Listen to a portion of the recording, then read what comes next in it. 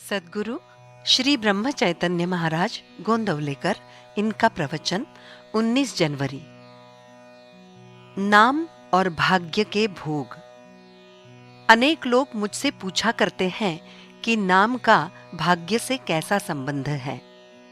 एक दृष्टि से ये प्रश्न बड़े महत्व का है, क्योंकि कई लोग भाग्य के भोग टालने के लिए ही नामस्मरण करते हैं। सामान्य व्यक्ति की धारणा होती है कि देह का सुख दुख मेरा सुख दुख है। इतना ही नहीं, वो तो ये भी मानता है कि देह सुख में है तो मैं भी सुखी हूं और देह दुख में है तो मैं दुखी हूं। भाग्य के भोग ने अब तक किसी को खाली नहीं छोड़ा है। फिर किस ढंग से भाग्य से निपटें? यहां ये ध्यान में रखा जाए कि भाग्य की पहुंच केवल देह तक होती है। अतः जिसकी देह बुद्धि कम हो जाती है वो देह के सुख दुख से सुखी या दुखी नहीं होता। नामस्मरण के कारण देह बुद्धि कम हो जाती है, इसलिए नामस्मरण करने वाला व्यक्ति भाग्य के भोग भुगतता रहता है, फिर भी वो प्रसन्न रहता है। नामस्मरण के कारण मिलने वाले आनंद की तुलना में उसे भाग्य तुच्छ लगता है। नाम की महत्ता और सामर्थ्य विलक्षण है। पहले घटित हुआ अपराध नाम नष्ट करता है।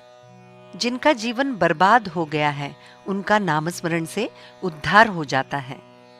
नामस्मरण सभी प्रार्थनाएं, पूजा, सेवा, इन सभी का राजा है। भगवान का रूप आनंदमय है। उसकी समीपता नामस्मरण के कारण प्राप्त होती है।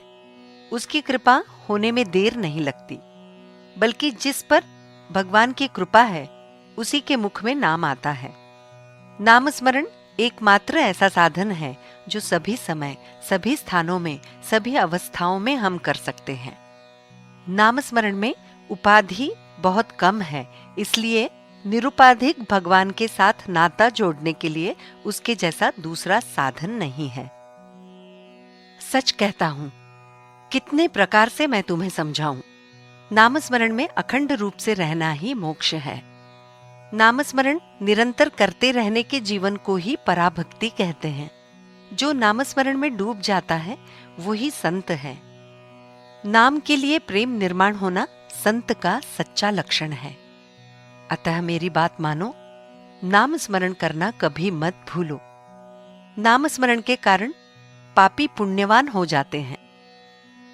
भाग्य के भोगों दुखों से त्रस्त न होते हुए भगवान ने हमें जिस स्थिति में रखा है उसी स्थिति में संतोष मानो। कभी उसके नाम को मत भूलो। देह बुद्धि कम होना ही पुण्य है और वो नामस्मरण से प्राप्त होता है। नामस्मरण के कारण कली की सत्ता नष्ट होती है। बुरी बातें या विषय वासनाओं से बुद्धि भ्रष्ट करना ही कली का मुख्य लक्षण होता है। उसे जड़ से काटने का काम नामस्मरण करता है। इसीलिए नाम धारक को कली की बाधा नहीं होती है। उसे प्रारब्ध का भय भी नहीं होता। प्रारब्ध भी उसके सामने तुच्छ हो जाता है। नामस्मरण के कारण शरीर पुण्यमय बन जाता है। जिसके हृदय में नाम होता है वहां भगवान को स्वयं आना पड़ता है। इसीलिए उसके शरीर में सत्व गुण की वृद्धि होती है और वो पुण्य रूप बनता है। देह को भाग्य पर छोड़ दो, स्वयं उससे अलग रहो। जो परिणाम होगा उसमें आनंद मानो। भोग या आपत्तियां प्रारब्ध से आती हैं, ऐसा कहने के बजाय वे भगवान की इच्छा से आती हैं, ऐसा कहने से संतोष प्राप्त होगा। भगवान का स्मरण करते हुए जो योग्य लगेगा वो उसकी इच्छा से हो रहा है, ऐसा समझकर काम किया जाए।